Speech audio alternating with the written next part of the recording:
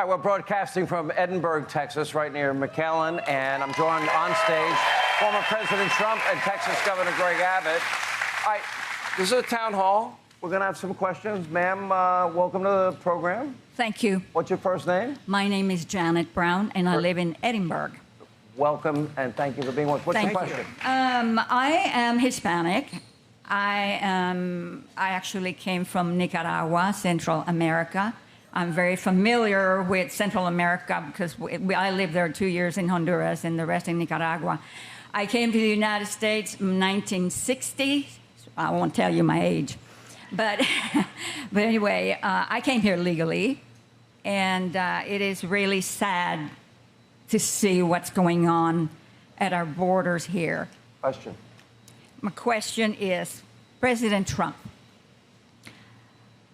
what long-term damage and destruction will Biden's open borders agenda do to the country, and what is it costing the law-abiding U.S. taxpayers? So it's a very fair question, and I know you know that answer probably as well as everybody in this room. It's incalculable how bad this is, where you have not hundreds of thousands, but millions of people storming into our country. Some of them, as we discussed, are from prisons, and they're bad, and they're murderers, and all of the things that I said before. There's no way to judge that kind of damage. And getting them out is an ordeal, and all sorts of things will happen. It's going to be very hard. But I will say this, it has to be stopped now. This can't go till 2022. They all say, oh, we're going to win Congress. This can't go. They have to do something immediately. People are storming up. You look at some of these caravans where they have 15 and 20 and 25,000 people, and you don't know who's in those caravans. And dotted in those caravans are some of the worst people on earth. So it's a tremendous cost, and it's also monetarily a tremendous cost. You're talking about trillions and trillions of dollars. Sean, can I add to it? Yeah. Janet, what's happening here is the erosion of the social fabric of the United States of America. The United States of America was built upon the rule of law, and what the Biden administration is doing is not enforcing the rule of law. The first thing that happens for all the people they're letting in, they know they're getting away with violating the rule of law that will erode the United States of America. It must be stopped. I agree. Thank you for your question. I agree. Let me pick up on, and thank you, ma'am. Thank you for calling.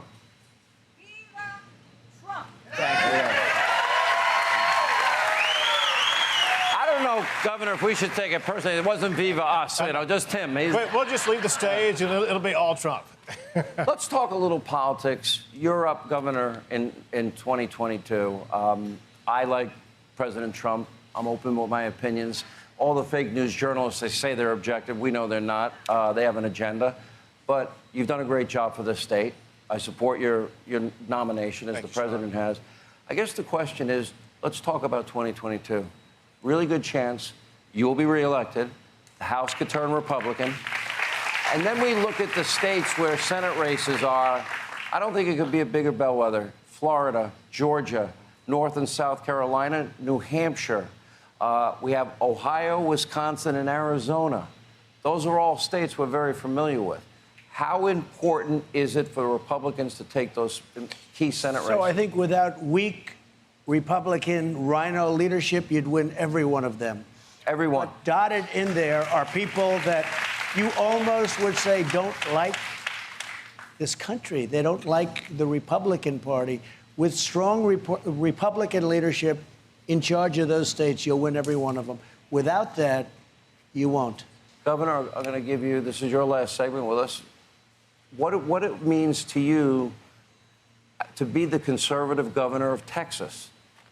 Listen, even in Texas, remember this, Texas is also the state of people like Beto O'Rourke. And so what we have in the state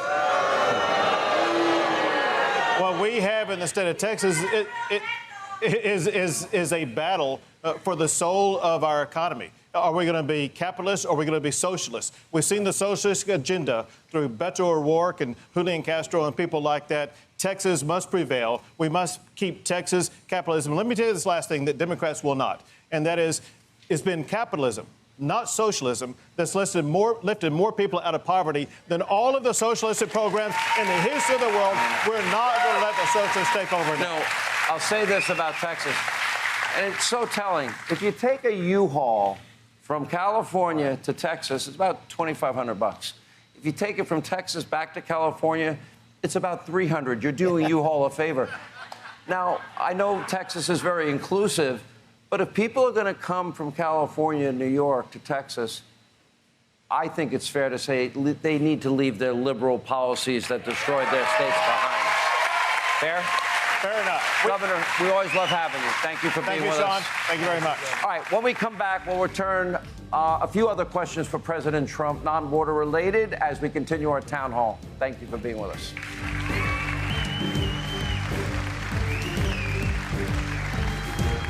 Hey, Sean Hannity here. Hey, click here to subscribe to Fox News YouTube page and catch our hottest interviews and most compelling analysis. You will not get it anywhere else.